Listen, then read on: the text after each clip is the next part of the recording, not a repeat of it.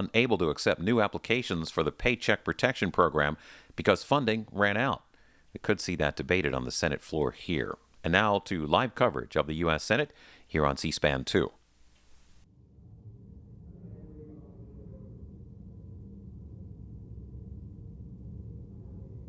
To 2020 to the Senate, under the provisions of Rule 1, Paragraph 3 of the Standing Rules of the Senate, I hereby appoint the Honorable Roy Blunt, a senator from the state of Missouri, to perform the duties of the chair. Signed, Chuck Grassley, President pro tempore. Majority Leader. Mr. President, I ask consent to be recognized, notwithstanding the order for a pro forma session today. Is there objection? Without objection. 1 week ago, Mr. President, I warned that the Paycheck Protection Program was running out of money. I tried to pass a clean funding bill. Senate Democrats blocked it. So here's where we are. A week later, with absolutely no progress.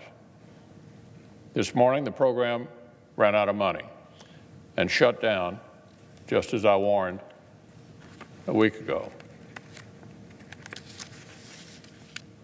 Even now, Senate Democrats are still blocking funding.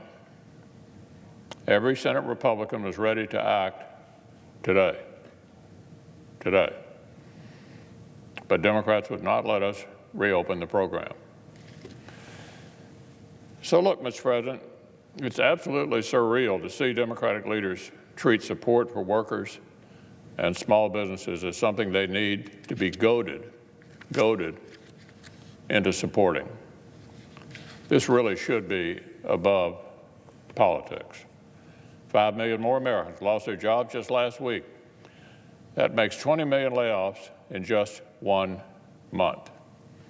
Americans need Democrats to stop blocking emergency paycheck money and let this job-saving program reopen. I hope our colleagues will come around soon.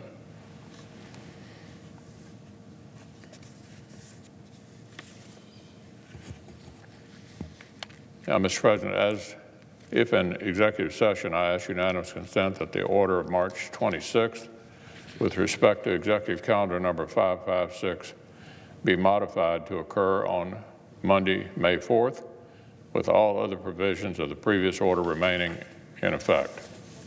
Is there objection? Without objection. So, Mr. President, I ask unanimous consent that when the Senate completes its business today, it adjourn to then convene for pro forma sessions only, with no business being conducted on the following dates and times, and that following each pro forma session, the Senate adjourn until the next pro forma session. Monday, April 20th, 2 p.m., Thursday, April 23rd, 5:30 p.m., Monday, April 27th, 8 a.m., and Thursday, April 30th, 1 p.m.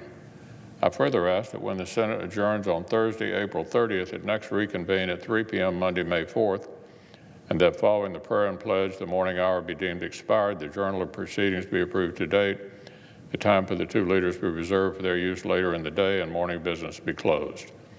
Further, upon the closing of morning business, the Senate proceed to executive session to consider the final nomination under the previous order. Finally, I ask to renew the appointments authority of the order of March the 26th. Is there objection? Without objection. So if there's no further business to come before the Senate, I ask to stand adjourned under the previous order. Time on the 20th, 3 p.m. or 2 p.m.? Under the previous order, the Senate stands adjourned until 2 p.m. on Monday, April the 20th, 2020. And the U.S. Senate gaveling out for now. The coronavirus pandemic is having an impact on the congressional schedule. Both the Senate and the House have announced that members will not be back for legislative business until Monday, May 4th.